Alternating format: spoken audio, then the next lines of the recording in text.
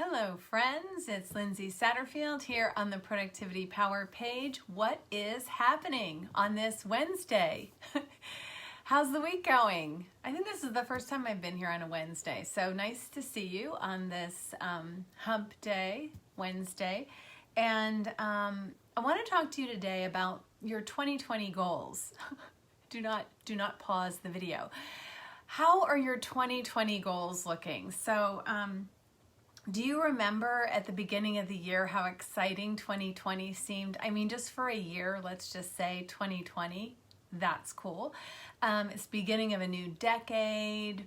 We were excited, as I can recall, about what was coming up in the new year. And now here we are, April, and a global pandemic and all of the upheaval, tragedy, challenge that brings with it, and I'm not minimizing any of that. It's very real for so many people, and life has definitely been upended. So how we were thinking at the beginning of January, the end of the last year, we're in a new world now, and so it's so easy right now, I'm finding with my clients, to just let go of those goals because they seem so irrelevant in a new reality.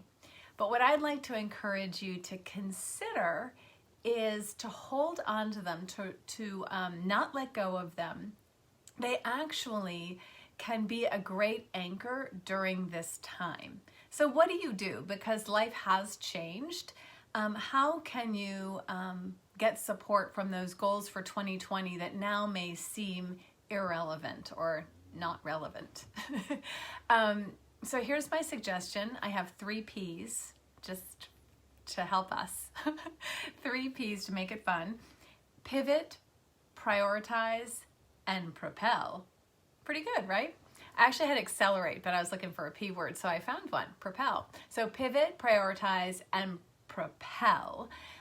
So here's how this goes. So the first thing is, seriously take a look at those goals. Can you remember them? Do you have them written down somewhere? Whether they're personal or they're professional, take a look at those goals for the year. And certainly any work goals, if you're working on a team, hopefully you've done this, but take a look at the goals and look at it in light of what's going on right now, what's happening right now. Re-look at those goals and see if any of those goals, if you want to pivot them. So this is the awesome thing about goals. We can change them. We don't have to just abandon them. We can actually change them. So take a look at those goals and see if you need to pivot them. So the way you can do this is just list out, get that list together of what your goals were, personal, professional, for the year. And look at whether you need to pause them or eliminate them because they're no longer relevant in the current world. If you need to continue them because they are even more relevant now, or you need to add something to your goals. So basically continue, add, or either cancel or pause. Continue, add, cancel, or pause. So you just have your list of goals and you run it through a reality check, right? You look at what's going on right now and do I need to continue this with greater gusto? Maybe even it was a smaller goal that now has become the most important one. So do I need to continue it? Do I need to add something? Like what's up now that I might need to address or add? And then the last one is to cancel or pause. So that's the first. Pivot. So take your goals and see where you're going to pivot. Now, it could be that you don't need to pivot anything, and that's good intel, right? That's good to know, and you can sort of reassert your efforts towards your goals for the year. Okay, so that's the pivot. Then prioritize. If nothing else, as I've said, I think in a couple other of these lives, if nothing else, this situation is teaching us the power of priorities. It's so interesting in life when everything seems to be running along kind of smoothly. We can take on more and more and more and more. And I would say a lot of my clients were often or are often in that state of, saying yes to everything, like doing everything and feeling a bit overwhelmed by that. And I think what this is teaching us is it's so important and powerful to understand your priorities. It helps you harness and focus your energy. And we're seeing it's what's important: your family, your friends, your connections, making good food. Like, there are different things that we're all discovering. Your health. All these things we're discovering how they are really priorities. It's becoming clearer to us. But I don't want to stop there. I want to harness the power of priority. You may have heard that that kind of understanding. I'm just wobbling here a little bit. That understanding that originally the word priority didn't have a plural version of it. It didn't have it was only a singular. It was a priority, right? It was a singular thing by definition.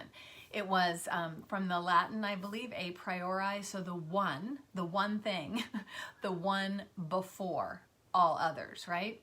So now what we've made, I looked, just because I wanted to double check this, I was asking the Google machine, when did we start getting a plural version of priority?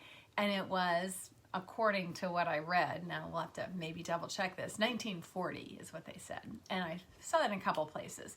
1940, we decided we could have more, a multiple of priorities, right? Of many, many priorities. And what priority has become a euphemism for is really your to-do list, right? And it's actually hard. We just sort of say yes to everything, so we don't actually have to prioritize. We don't actually have to make a choice because of all the things. I want to do all the things, right?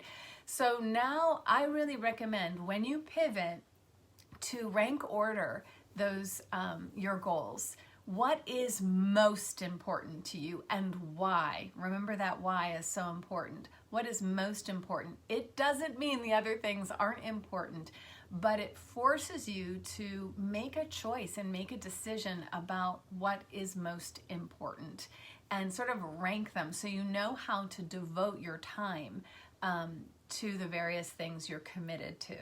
So look at, and the other thing is, right now, because our energy is kind of going into a lot of different things, it's a very emotionally sensitive time. There's just a lot of change. There's a lot of challenge for people. There are difficulties people are facing, that harnessing our focus and our attention on fewer things may be a more powerful strategy right now than spreading yourself too thinly. And I think what we can also learn from this is, if you really focus on 1-2 things very intently and get some traction and get some progress, it's easier to build on top than if you spread yourself too thin and try to do all the things. There's this feeling of overwhelm, or I'm not really doing anything really well. So learn that art of prioritizing and building. Because once you get some traction on that one thing that's most important, add the next thing, add the next thing, add the next thing. So that's the beauty that we can really learn right now it is beauty that we could learn. That is a skill that we can learn right now at this time, is the power of priorities. Okay, so pivot, prioritize, and then the last one is propel. So what's interesting is this time, because of the level of turbulence and change it is forcing, I guess is the way to say it, the level of change we're encountering because of this. In some cases, not all cases, but in some cases, what we're finding is the acceleration of innovation, the acceleration of innovation, the acceleration of change, and which I'm calling Propel. So let me give you an example. Well, one example is working from home. So many businesses and organizations might have thought, oh yeah, we'd like to test that out a little bit, try that out a little bit, or whatever, and maybe doing it in little drips and drabs or not. Maybe they haven't yet put their toe in that. Well, one day, all of a sudden, they're doing it in mass scale, and there's challenges to change that quickly, but it also can be a confidence booster, like, oh, we actually can handle that. We actually can do that.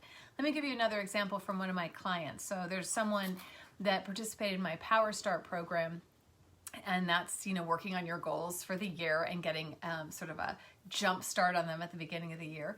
And one of hers was she owns her own business, and she wanted to sort of limit her individual client work to specific types of clients, and then move or pivot her other clients into more of a sort of training or workshop mode, so that she could serve more people at that initial level and then work more deeply with those who are really committed to doing sort of bigger pieces of work. So we worked we talked about her goals, and she started plotting out how she was going to do this in-person workshop. And one of the things we talked about, I said, eventually once you get this workshop down, you might also think the next level will be to move it into an online course that could actually even be sort of self-paced and evergreen and available to your clients whenever they need it. So what's interesting is, as a result of, and she had all her plans set for the first 3 months of the year, what she was going to get done on her workshop. And now she's jumped right over the in-person workshop and is working on the online version of it. So that was an example of an acceleration of innovation, right? That the circumstances forced. So look for yourself. Are there places in your goals for the year that are propelling you forward? You can actually take the momentum of this time, the changing dynamic nature of this time, and use it to propel innovation in how you're thinking about it. Now, this may or may not apply to you, but it's something to think about, because that is what one of the effects of this time is we're going to see a lot of innovation all over the place. So we can innovate in our personal lives. Maybe there's something you're up to in your personal life. Maybe you're creating something. Maybe it's in your professional life. We're going to certainly see this in our public life. There's going to be a lot of innovation. There's going to be innovation in restaurants. There's going to be every level of society will be going through sort of an accelerated change and innovation. So how can you, looking at your goals, can you propel forward in a way that you had never imagined before? So that is what I want to share with you today. Look at your goals for 2020. Take another good look at them. Don't just let them go away. They can really be a great support during this time. And remember, it's not the goals that are the support. It's playing the game of pursuit, of pursuing goals. That allows us, in this time when we're home, all the time, seeing time pass is kind of hard, right? Because we're just in one place. So we don't get that movement. We don't see those milestone progress, but we can get that through setting goals. And I would recommend right now you reset your goals, relook at them, reset them, pivot them if you need to, prioritize them if you need them, and maybe you'll just be propelling yourself forward as well in terms of your goals. So if you have any thoughts about that, I would love to hear them. If you have any questions about that, I'd love to hear those as well. I hope you're all doing really wonderfully on this Wednesday, and that you have a good rest of your week, and I will see you back here next week.